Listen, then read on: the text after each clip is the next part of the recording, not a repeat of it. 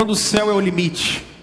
Esse é o tema da nossa série do mês de outubro, quando o céu é o limite. E hoje, de maneira muito especial, o céu é o limite do que nós pensamos. Semana passada nós conversamos sobre o céu ser o limite daquilo que nós somos. E hoje nós queremos conversar com vocês quando o céu é o limite do que nós pensamos. E o que estava na mente da equipe de pastores da igreja quando a gente refletiu e quis fazer uma série sobre quando o céu é o limite. Não tem nada a ver com você virar astronauta. A grande questão é como a vida em Jesus, como a eternidade pode moldar o que eu sou. Como a expectativa e a esperança da manifestação do Filho de Deus na sua segunda vinda, como isso pode moldar não só o que eu sou, mas o que eu penso. Como a vida cristã, como o seu cristianismo vivido todos os dias, como ele pode moldar a sua mente. É isso que estava na nossa cabeça. A vida pessoal é fugaz, passa rápido, ela voa como um vapor, e quando nós descortinarmos para a morte, abrirão-se as cortinas da eternidade. Só que para os cristãos a eternidade é já. E como isso vai influenciar a nossa vida? Como isso influencia a minha maneira não só de ser, mas a minha maneira de pensar. O que Jesus tem a ver com o que eu penso? É esse o nosso desafio hoje. E pensando nisso, nós deixamos, por exemplo, eu deixo para vocês um pensamento, já para iniciar, não está passando, tá? Aí tem aquela parada de que se mexer aqui, aí ao mesmo tempo dá errado. Vai lá. Mas tem um pensamento que vai aparecer aí agora do Warren Wiersbe, e ele diz o seguinte: as convicções, elas determinam o meu comportamento. O que eu penso, como eu vejo a vida, como eu enxergo a vida, isso necessariamente vai implicar no meu comportamento. Normalmente, doutrinas erradas, ensinamentos errados, necessariamente vão gerar uma vida errada, um comportamento errado. Nós vivemos num tempo de grandes ideologias, e é muito comum nós misturarmos algumas ideologias com o cristianismo. Isso vai dar problema. E ele diz: doutrinas corretas devem necessariamente conduzir ao modo de vida correto. E a pergunta que eu te faço é: como você enxerga a vida? Como você enxerga o mundo? O que é que se passa e o que passa pela sua cabeça? Me parece que esse é um tema central no Novo Testamento. Eu não vou trabalhar nem o Antigo Testamento com vocês, mas olhando só o pensamento do Paulo, sem olhar mais ninguém, eu percebo como o cristianismo está sim preocupado com aquilo que você pensa, e como você pensa, e como você enxerga a vida. O cristianismo está preocupado com isso. Percebam, por exemplo, que escrevendo aos Coríntios, o apóstolo Paulo diz isso: as armas com as quais nós lutamos, elas não são humanas. Pelo contrário, elas são poderosas em Deus para destruir fortalezas, Paulo diz. Nós destruímos argumentos. Isso é um período de muito sofisma, de muita mentira com cara de verdade. O período dessa carta escrita para os coríntios. E Paulo diz: a gente quer destruir qualquer pensamento que pareça ser verdadeiro. Como? Ele diz: nós destruímos argumentos e toda pretensão que se levanta contra o conhecimento de Deus, e levamos cativo todo o nosso pensamento à obediência de Jesus. Paulo escrevendo para os filipenses, que é uma igreja próxima à igreja de Corinto, muito próximas às cidades, ele escreve a mesma coisa na carta aos filipenses, quando ele diz: finalmente, irmãos, tudo que é bom, tudo que é puro, tudo que é desejável, se alguma virtude há, se algum louvor existe, ele diz: seja isso que ocupe a mente de vocês. Vocês pensem nessas coisas. Pergunta que eu digo é: do que é que sua mente está cheia hoje? De entretenimento, de desejos de felicidade, de desejos carnais? Do que é que a sua mente está cheia hoje? O que é que você pensa hoje? E eu convido vocês para a gente estudar esse texto. Pega a sua carta, pega a sua Bíblia. Eu botei o texto aqui, mas eu preciso conversar com vocês. Percebam que Paulo vai explicar isso e vai conversar com a gente na carta aos Colossenses. E eu vou usar alguns versos extra aqui com vocês. E eu preciso que você tenha a sua Bíblia na mão hoje. Quando o céu é o limite do que eu penso, percebam como eu estou dizendo para vocês, o cristianismo está preocupado com o que você pensa, em como é que a sua mente é moldada. Colossenses capítulo 3, o apóstolo Paulo vai dizer para nós assim: portanto, já que vocês ressuscitaram com Cristo, procurem as coisas que são do alto, onde Cristo está assentado à direita de Deus. Mantenham o pensamento nas coisas do alto e não nas coisas terrenas, pois vocês morreram e agora a sua vida está escondida com Cristo em Deus. Quando Cristo, que é a sua vida, for manifestado, então vocês também serão manifestados com Ele em glória. A chave do que nós vamos trabalhar aqui está no verso 2. Quando o apóstolo Paulo diz: mantenham o pensamento nas coisas do alto e não nas coisas terrenas, como a eternidade e como Cristo pode moldar a minha mente e o que eu penso. Para você se situar, eu trouxe esse mapa. E primeiro, não foi Paulo que plantou a igreja de Colossos. Paulo não foi a Colossos. Se você observar Atos capítulo 19, verso 10, Colossos está exatamente aqui, a 160 quilômetros da cidade de Éfeso. A cidade de Éfeso está aqui, uma cidade à beira-mar, e Colossos faz parte de uma região que hoje é a Turquia. Aqui você tem a Galácia, que é o lugar da carta aos Gálatas, e aqui está Jerusalém. Então Paulo sai daqui em Atos capítulo 15, Atos capítulo 19, ele fica 2 anos em Éfeso, na escola de Tirano, ensinando o Evangelho. E se Lucas está certo, inspirado pelo Espírito Santo, por causa do ministério de Paulo aqui, na escola de Tirano, ensinando por 2 anos, Epáfras foi um dos plantadores da igreja de Colossos. Toda a Ásia Menor conheceu o Evangelho por causa da estratégia do apóstolo Paulo. O objetivo dele era plantar igrejas em lugares estratégicos, para que a partir desses lugares, cidades menores, como a cidade de Colossos, pudesse ter igreja. Paulo não foi a Colossos, não foi ele que plantou essa igreja. Pastor, aonde Paulo está quando essa carta foi escrita? Dá uma olhada no capítulo 4. Olhem comigo o verso 3. Rapidinho, pessoal, nós não temos a noite toda, vamos lá. Ao mesmo tempo, orem também por nós, para que Deus abra uma porta para a nossa mensagem, a fim de que possamos proclamar o ministério de Cristo, pelo qual estou preso. Quando você olha o verso 18, eu, Paulo, escrevo essa saudação do próprio punho. Lembrem-se das minhas algemas. Paulo está preso. Mas, embora ele estivesse preso, ele descobriu algo que é fundamental que está acontecendo.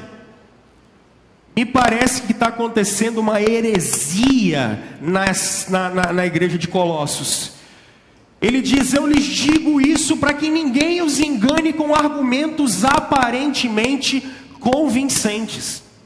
Vocês percebem isso? Dá uma olhada no capítulo 1, verso 9, quando ele mesmo vai dizer para vocês assim: por essa razão, desde o dia em que ouvimos, não deixamos de orar por vocês e de pedir que sejam cheios do pleno conhecimento da vontade de Deus. Paulo está preocupado com o que essa turma pensa. Olha o capítulo 2, verso 1 e 2. Desculpa, olha o verso 21. Antes vocês estavam separados de Deus, e na mente de vocês eram inimigos por causa do mau procedimento de vocês. Paulo está preocupado com o conhecimento da igreja de Colossos e com o que eles têm na mente. Mas quando você observa o capítulo 2, verso 1 e 2, isso está mais forte ainda. Quando ele diz: quero que vocês saibam quanto estou lutando por vocês, pelos que estão em Laodiceia e por todos os que ainda não me conhecem pessoalmente. Esforço-me para que eles sejam fortalecidos em seu coração, estejam unidos em amor e alcancem toda a riqueza do pleno conhecimento. E no verso 3 ele diz: nele, em Jesus, estão escondidos todos os tesouros da sabedoria e do conhecimento. Está se levantando alguma coisa na igreja de Colossos que está fazendo os crentes pensarem outra coisa. Pastor, o que é que está acontecendo na igreja de Colossos? O capítulo 2 vai explicar isso para nós muito bem. Quando vocês observarem o capítulo 2, a partir do verso 8, é muito engraçado. Olhem aí na Bíblia de vocês. Começou a existir uma heresia, um ensino errado na igreja de Colossos, que eu vou mostrar para vocês. Tenham cuidado para que ninguém os escravize a filosofias vãs e engenhosas, que se fundamentam nas tradições humanas e nos princípios elementares deste mundo, e não em Cristo. Há uma heresia em Colossos em que os filósofos gregos diziam que Deus é bom e a matéria é má. Deus é bom e o corpo é ruim. Deus é bom e tudo o que nós fazemos não é legal. Então, você precisa abstrair a sua mente de coisas que são materiais. Então, desejo você não pode ter. Paixão, se apaixonar por alguém, arder de amor por alguém, não pode ter.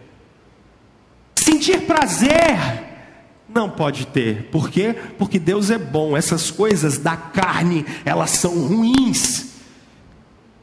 E aí Paulo está dizendo: pessoal, cuidado com essas filosofias.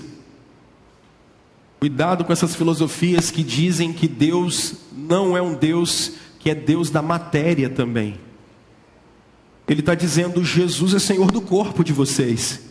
Quando vocês observarem o verso 9, Paulo está dizendo: nele habita corporalmente toda a plenitude da divindade. Paulo está dizendo: Jesus é Deus. Mas se vocês observarem o capítulo 1, verso 15, ele diz: pois nele foram criadas todas as coisas, no céu e na terra, tanto as visíveis como as invisíveis. Paulo está dizendo: saiam dessa história de que Jesus não é Deus também das coisas materiais. Jesus é Senhor do invisível e do visível. É isso que Paulo está falando. Porque a igreja de Colossos começou a dizer que Jesus não é suficiente, mas a filosofia também é necessária para a salvação. O que os crentes de Colossos estão aprendendo é que eles precisam de um conhecimento especial, alguma coisa subliminar, que vai fazê-los abandonar esse mundo. Quando vocês ainda observam o capítulo 2, a coisa piora um pouco mais, porque percebam que o verso 16 vai falar uma coisa bem legal para nós. Capítulo 2: portanto não permitam que ninguém julgue pelo que vocês comem ou bebem, ou com relação a alguma festividade religiosa, ou a celebração das luas novas ou dos dias de sábado. Estas coisas são sombra do que havia de vir. A realidade, porém, encontra-se em Cristo. O judaísmo começou a entrar na igreja de Colossos. Eles começaram a falar bem assim: Jesus não é suficiente, é preciso circuncisão. Jesus não é suficiente, é preciso celebrar festas de lua nova. Jesus não é suficiente, a gente precisa continuar fazendo peregrinação para Jerusalém. Jesus não é suficiente, a gente precisa continuar tocando chofar no culto. Jesus não é suficiente. Além de filosofia grega, está entrando na igreja judaísmo. Porque eles começam a falar que se eles começarem a ter algumas práticas especiais, eles vão ser espirituais. E como eles vão ser espirituais demais, o fato deles serem espirituais demais, eles vão ter um conhecimento sublime de Deus. Mas não é só isso que está acontecendo em Colossos, porque tem coisa pior aqui. Parece que não, mas tem. Quando vocês observarem o verso 18: não permitam que ninguém tenha prazer na falsa humildade e na adoração de anjos, e os impeça de alcançar tal prêmio. Tal pessoa conta detalhadamente suas visões, a sua mente carnal torna orgulhoso. Está rolando uma espécie de espiritualismo aqui. Eles diziam que para que você se conectasse com Deus, tinha uma espécie de anjo ou espírito evoluído que fica aqui em cima, num lugar chamado Aeon. E aí a gente precisa de um guru para incorporar essa entidade e trazer qual é o recado de Deus. É mais ou menos alguma coisa assim: eis que te digo, meu servo, eis que te digo, minha serva, assim diz o Senhor, meu servo. Paulo está dizendo: não cultuem a anjos, saiam dessas estruturas, saiam disso, saiam dessa coisa, porque isso tem cara de espiritualidade, mas não é. Ele diz: os tesouros de Deus estão escondidos em Cristo, aonde todos nós fomos formados sacerdotes, e a palavra de Deus estava revelada para eles a partir do Espírito de Cristo e a partir da Escritura. Mas tem uma outra coisa pior, porque ele ainda diz assim, verso 20: já que vocês morreram com Cristo para os princípios elementares deste mundo, porque como se ainda pertencesse a Ele, vocês submetem essas regras: não manuseie, não prove, não toque. É um legalismo aqui fora de série. Porque para eu ser espiritual, eu não posso isso, não posso aquilo, não posso aquilo outro, e aí a gente cria um monte de regra, que é o que eles fizeram. E aí agora eles começam a ter uma espécie de cristianismo maluco. É isso que Paulo está tentando tratar. Quando ele chega no capítulo 3, que foi o verso que vocês leram comigo, ele diz: uma vez que vocês já ressuscitaram com Cristo, uma vez que vocês já morreram com Cristo, ele diz: por que o pensamento de vocês continua tão pequeno? Por que vocês continuam pensando tanta pequenez e porcariada, sendo refém de pessoas, sendo refém de rituais, sendo refém de métodos? Por que vocês continuam assim, se vocês têm a sublimidade do conhecimento de Jesus? Então, eu trago uma reflexão para vocês, que é assim: essa é a heresia de Colossos. Para que eu tenha um conhecimento muito perfeito de Deus, uma perfeição espiritual, uma sabedoria elevada, que desliga a gente das coisas dessa terra, e eu botei isso aqui do lado de cá, isso aqui nada mais é do que sincretismo religioso. Sim, do grego junto. É você misturar um monte de coisa, gente. É você não saber o que é a sã doutrina. É você não saber o que Deus quer para você. Só que ao contrário do que acontecia em Colossos, tentando trazer para 2019, quase 20... se eles estavam preocupados com filosofia grega, a gente está preocupado querendo tirar a culpa de dentro de nós. No nosso tempo, nós estamos preocupados não com espiritualidade, nós estamos preocupados com materialidade. Nós não estamos preocupados com adoração a anjos. Porque no nosso tempo, Deus é um banana que tem que aceitar tudo e todo mundo, e tem que amar todo mundo de qualquer maneira, e tudo que você fizer, da maneira que você quiser, Deus é obrigado a aceitar. E se lá eles eram ascetas e eram legalistas, nós somos libertinos. O século 21 é de libertinos. Deixa eu dizer uma coisa para vocês, quando eu falo de libertinagem, eu estou querendo dizer que Deus não é esse cara banana que a gente ouviu falar. Deus tem padrões. Deus tem padrões. Deus tem padrões até para a maneira que a gente pensa, que a gente se vê. Deus não aceita todas as coisas como a pós-modernidade está colocando. Deus não é um Deus bacana, um Jesus fake, ou sei lá, uma espécie de Jesus customizado, que fosse obrigado a aceitar todo mundo, de qualquer maneira, de qualquer jeito. Esse não é Jesus, esse não é o Evangelho, e nunca foi, e não será, porque Ele é imutável. Colossos não consegue entender isso, e eu não sei se a igreja do século 21 está pronta para entender isso. Porque nós aceitamos algumas coisas como se fossem normais. E quando eu estou dizendo, nós aceitamos alguns padrões, pessoal. De 30 anos para cá, o índice de divórcio de crentes é o mesmo de pessoas que não são crentes. E aqui eu não quero botar um dedo na cara de você que teve uma expressão ou um casamento ruim. Mas nós não somos favoráveis a isso. A Escritura não é favorável a isso. Eu não quero botar um peso nas suas costas. Acho que para todo pecado existe perdão. O único é o pecado contra o Espírito Santo. Mas não é porque tem perdão que a gente vai continuar banalizando família do jeito que a gente banalizou.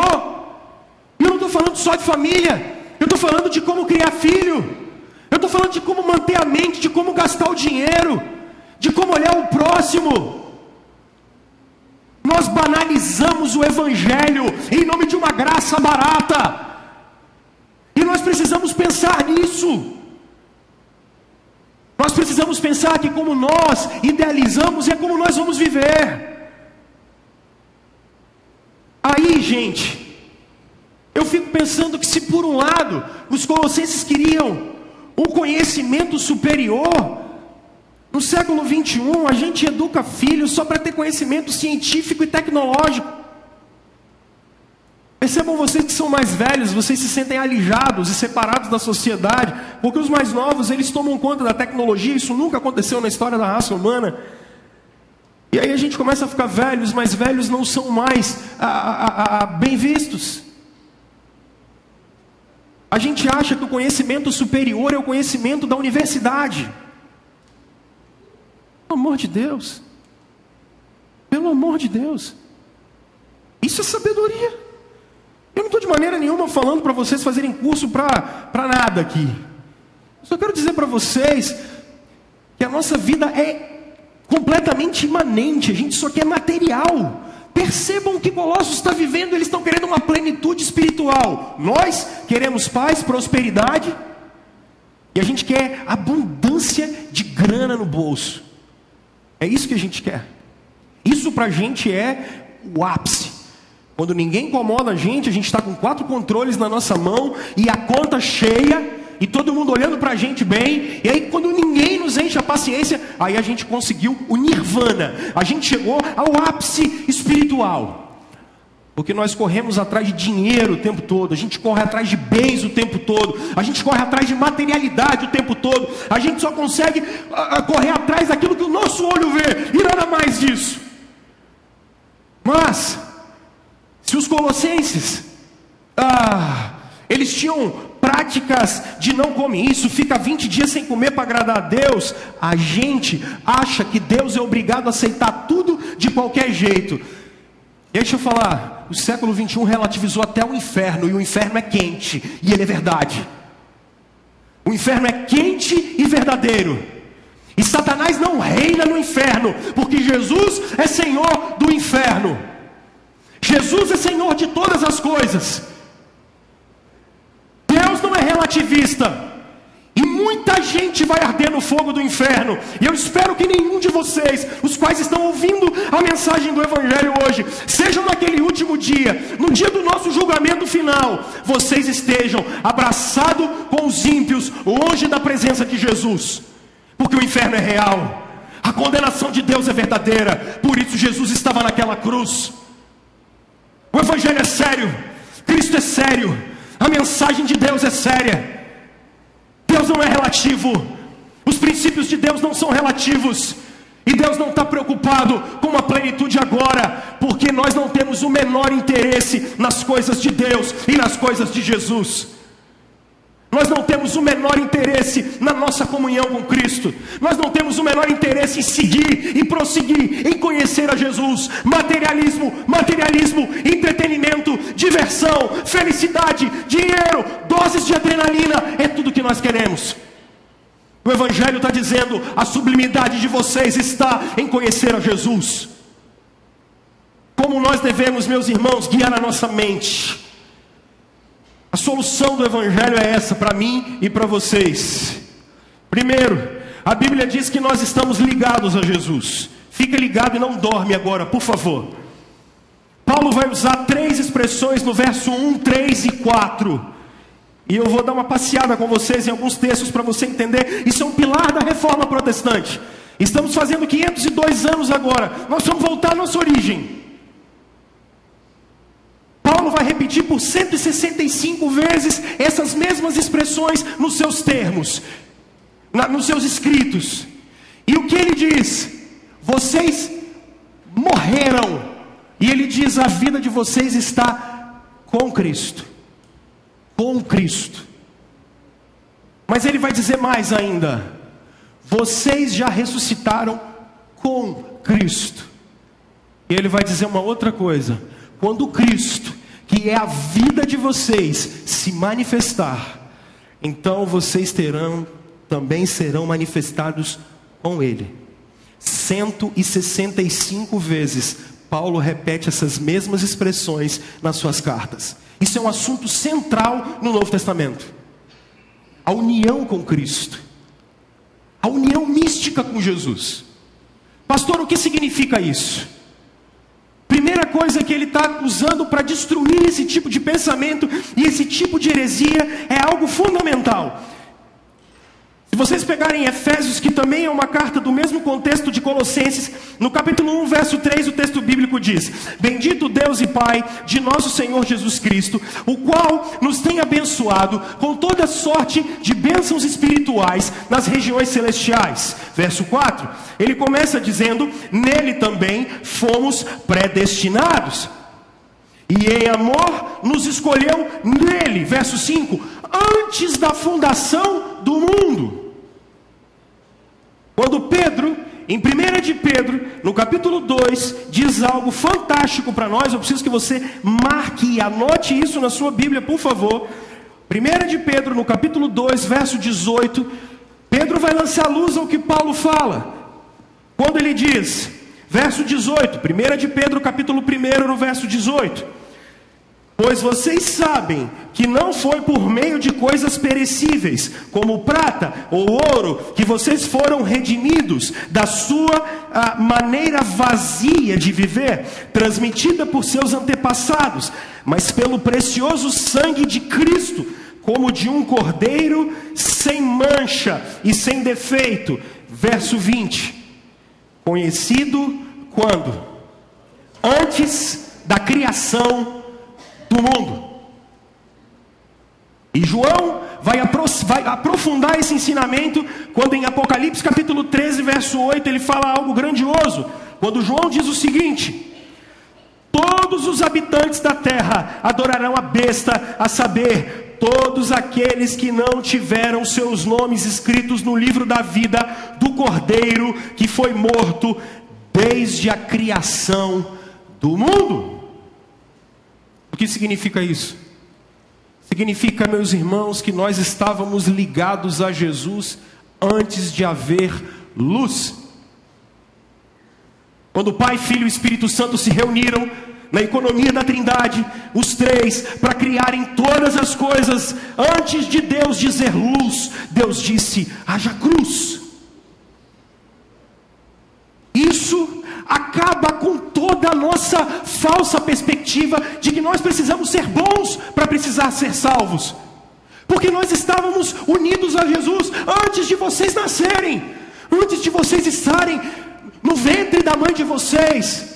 Deus já tinha separado vocês para Ele. Deus já tinha escolhido vocês na eternidade.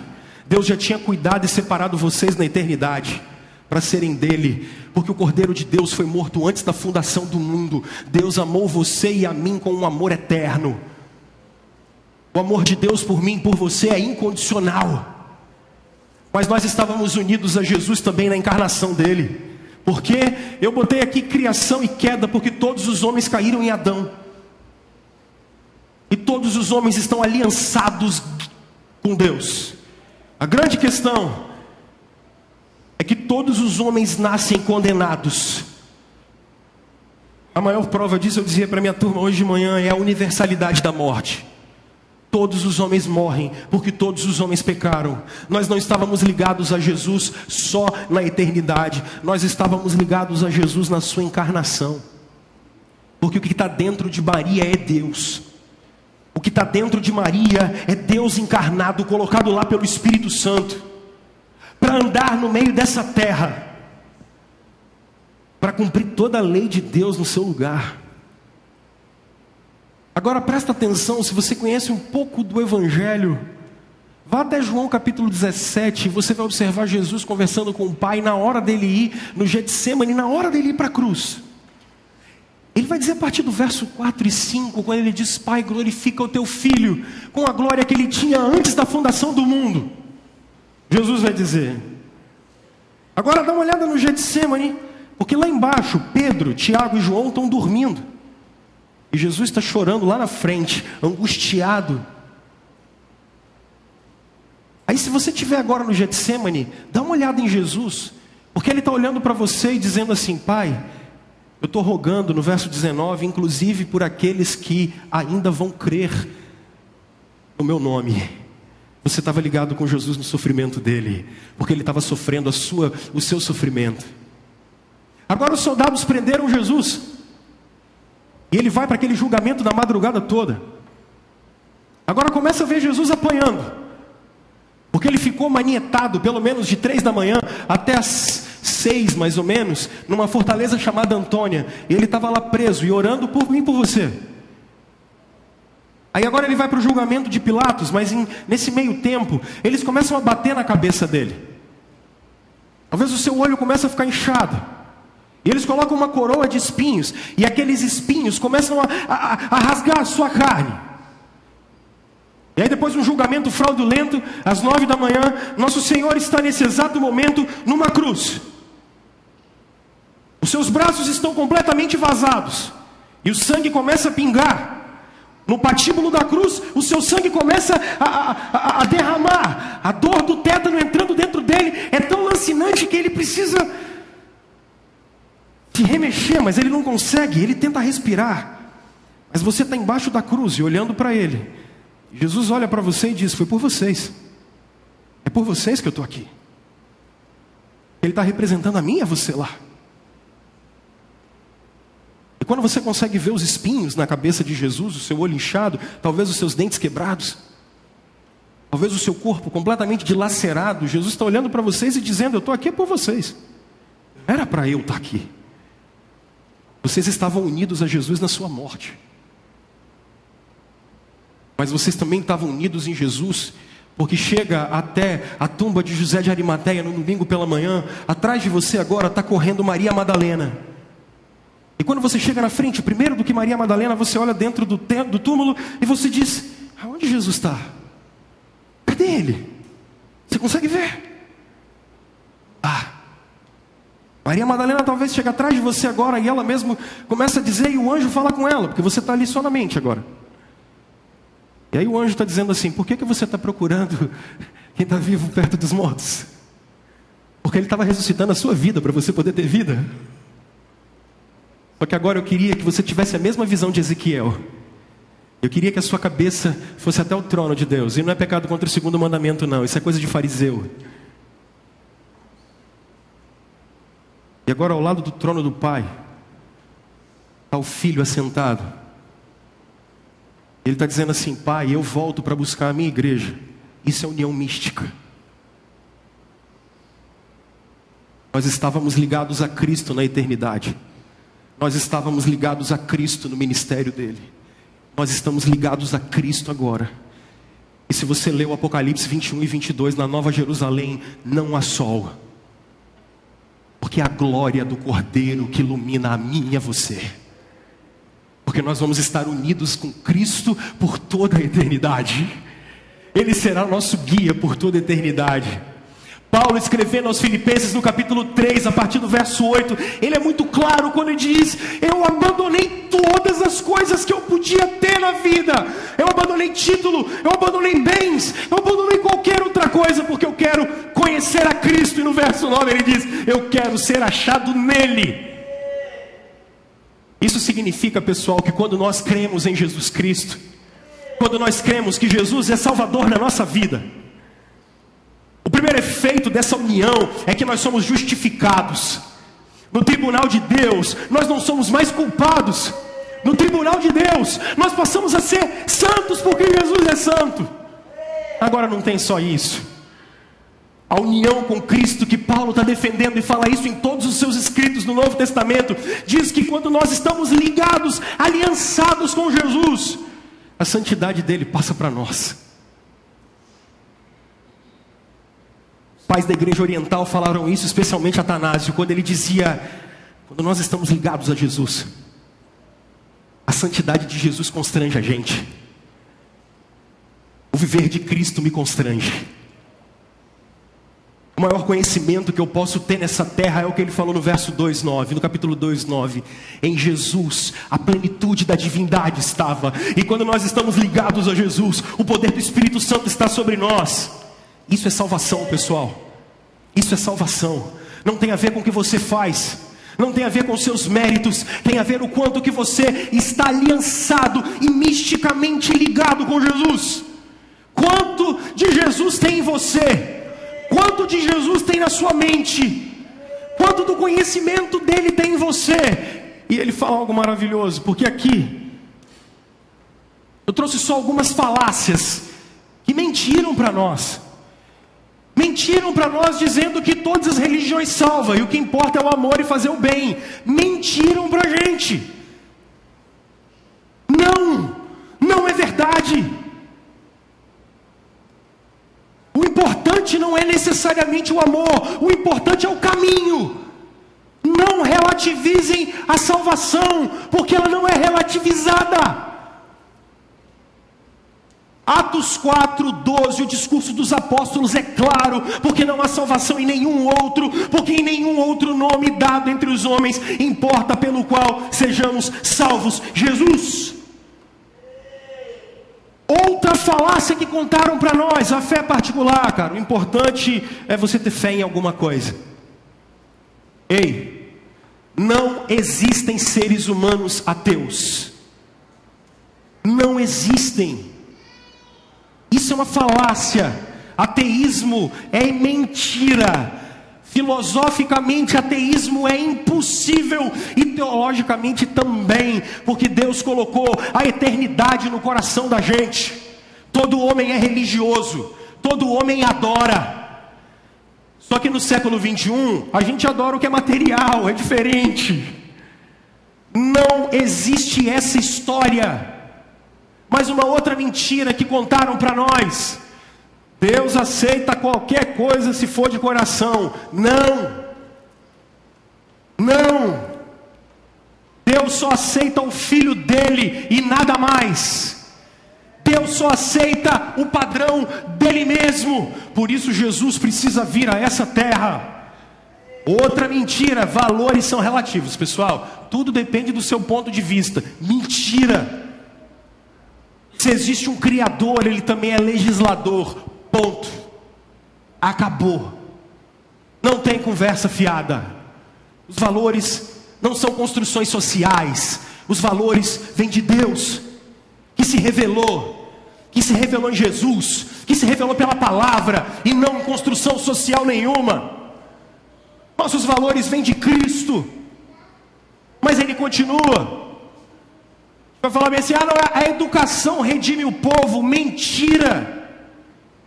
O que redime a gente é o Evangelho. O que redime a gente, o que salva, é a fé em Jesus Cristo. A ciência vai acabar com a morte, vai redimir a gente. Conhecimento científico vai resolver a nossa questão. Mentira. Já visto que todos vocês conhecem pessoas que estão se matando aí, independente de ciência ou não. O vazio da existência continua enorme, porque não resolveu porque não há salvação em nenhum outro. Ah, se todo mundo tiver dinheiro, resolveu o problema da humanidade. Mentira. É interessante isso. Estava fazendo uma conta com o Jader um dia desse. Há 50 anos a Caixa Econômica dá de 1 a 2 prêmios da loteria por semana. Por que ela continua fazendo isso até hoje? E 95% dos milionários voltam a ser pobres. Não adianta dar dinheiro se você não sabe gastar. Não adianta. E se você não tiver o princípio do Evangelho, você acaba com tudo. Que é trabalho duro, viver de maneira simples e poupar. Se você não tiver esses 3 princípios que Calvino ensina pra gente, esquece. 95% das pessoas que ganham na loteria, que ficam milionários, elas voltam a ser pobres. E vão continuar. Vão continuar. Porque dinheiro não resolve o problema de ninguém. Não resolve o problema de ninguém. O que resolve o nosso problema é fé em Jesus. E aí, tendo esse pano de fundo, eu deixo 3 coisas para vocês. O apóstolo de Cristo vai dizer para nós assim: santifica-os na verdade, meu Pai. É a sua palavra que é a verdade. A verdade existe. Ela é Cristo. A verdade é uma pessoa. A verdade estava oculta em Deus. E Jesus é o que nós conseguimos ver de Deus.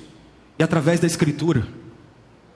A verdade é, meu pessoal, que não existe um outro caminho para ser salvo. Porque Jesus é o único caminho. Jesus é a única verdade. Jesus é a única vida.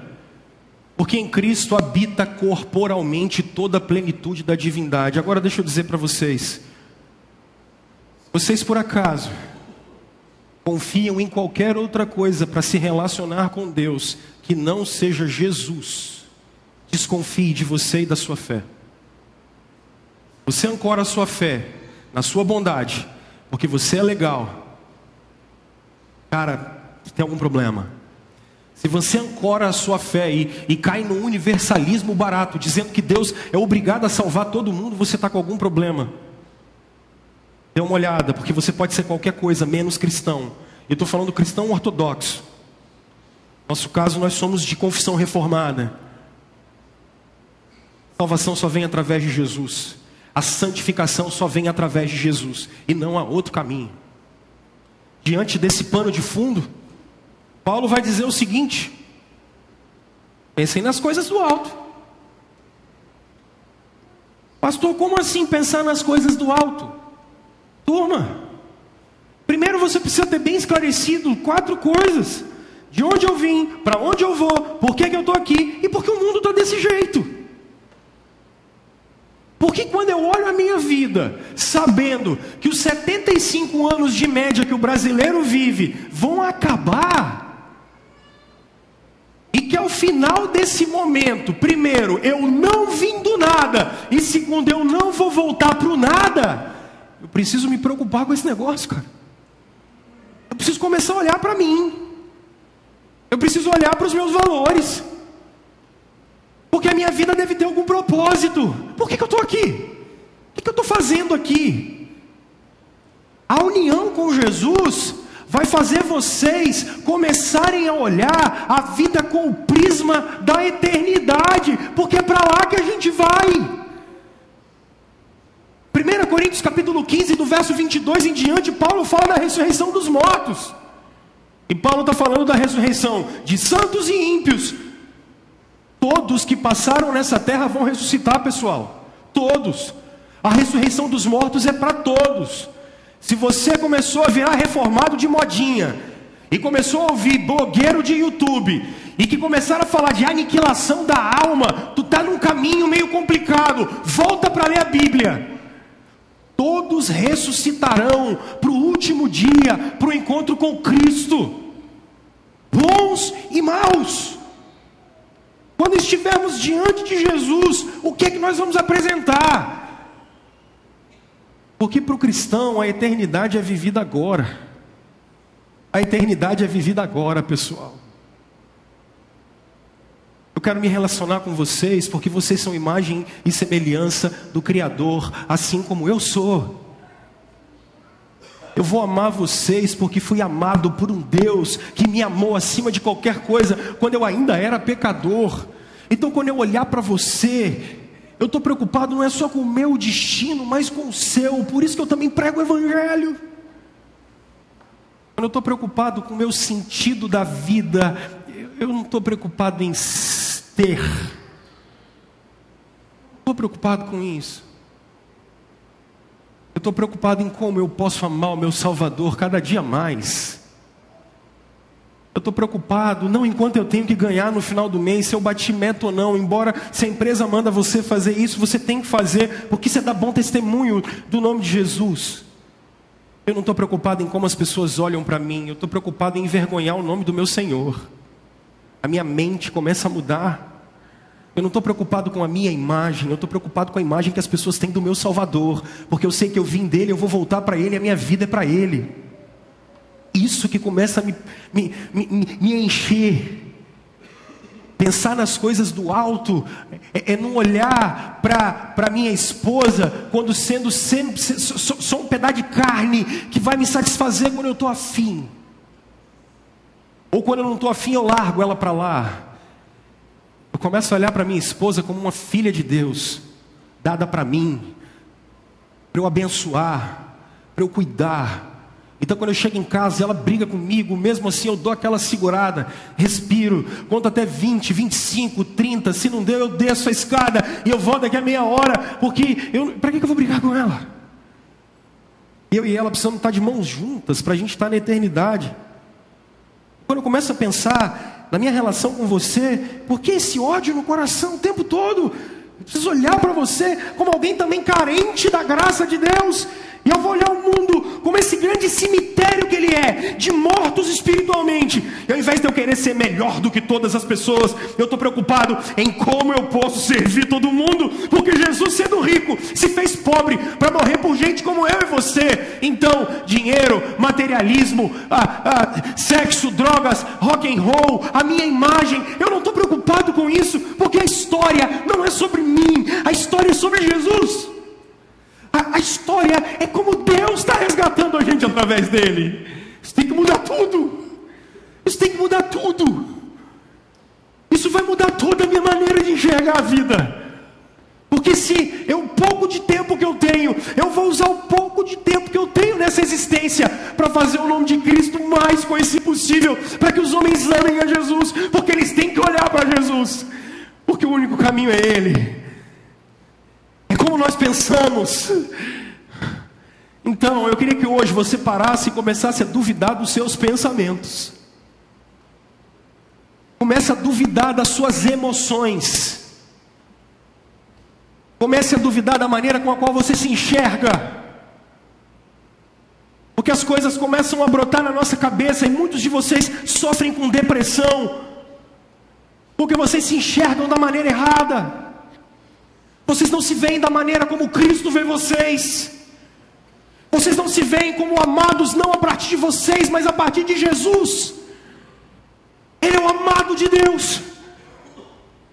Vocês precisam se ver escondidos atrás dele. Não há maior amor do que esse. Não tenham medo de Jesus, porque ele amou vocês.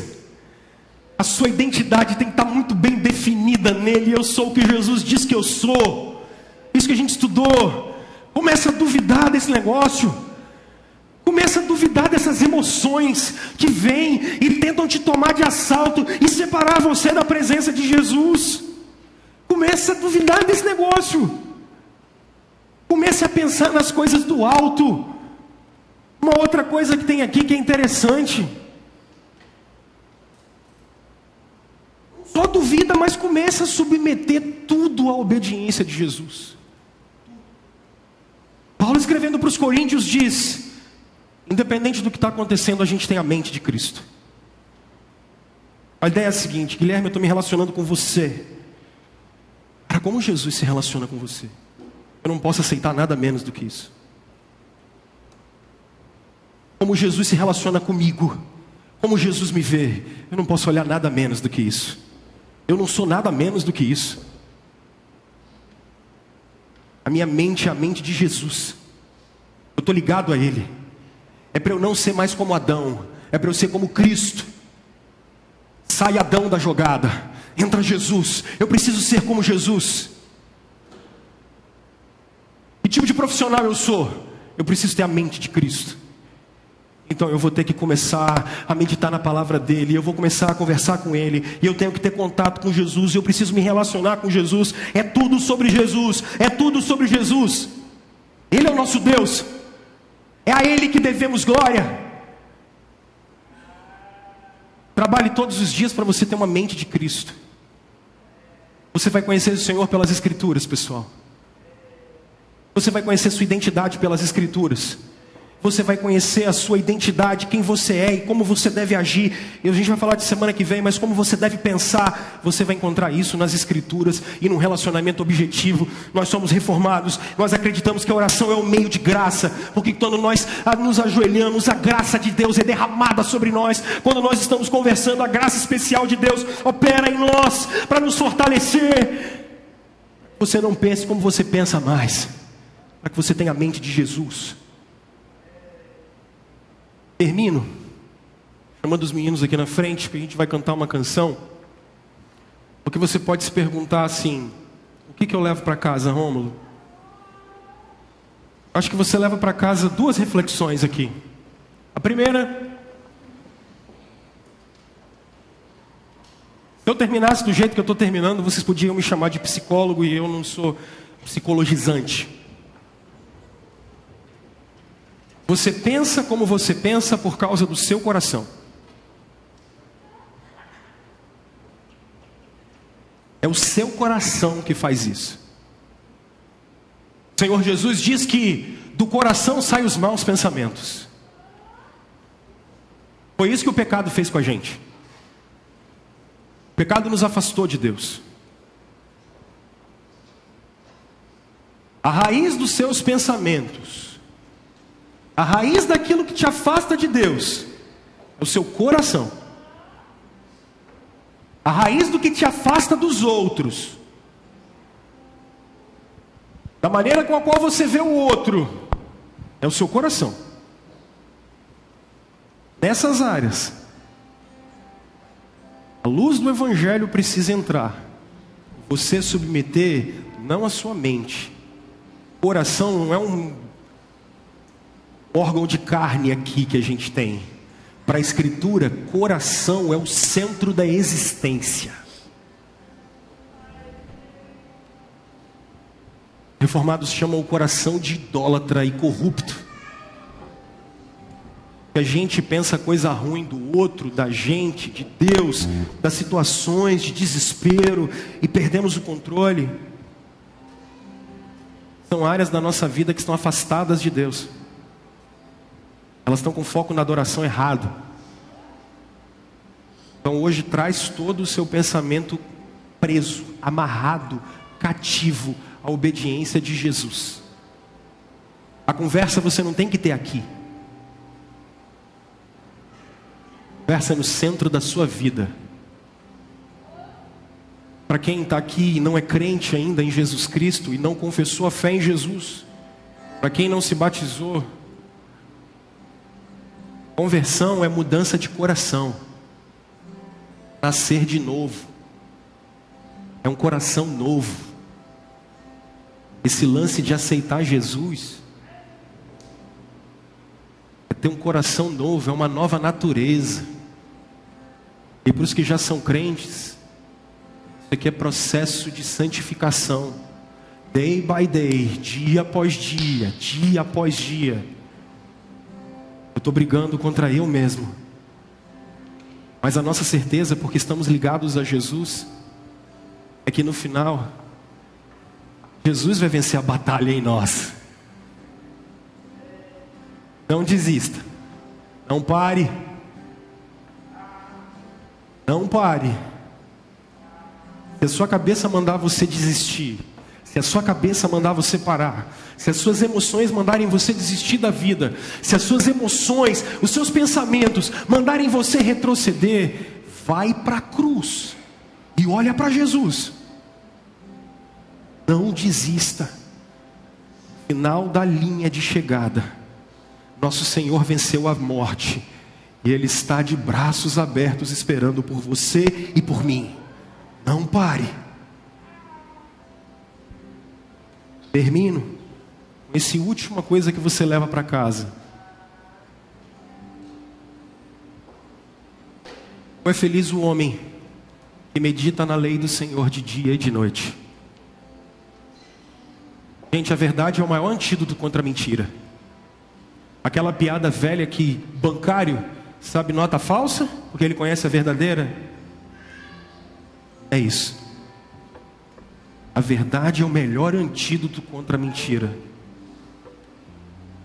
Mais profundamente vocês se relacionarem com Jesus, quanto mais identificados com Cristo vocês estiverem, quanto mais profundo nós mergulharmos no conhecimento de Jesus, através da pregação da palavra, através da oração, através do momento comunitário, através dos meios de graça, que é batismo e santa ceia, quanto mais nós nos achegarmos até Jesus, a mentira vai ter cada vez menos poder sobre nossas vidas. E você vai ter cada vez menos situações em que vai ficar enganado. Corra para Cristo, corra para a cruz, porque nós já fomos ressuscitados com Ele, estamos aliançados com o nosso Senhor, e o nosso Cristo há de voltar, nós viveremos com Ele eternamente.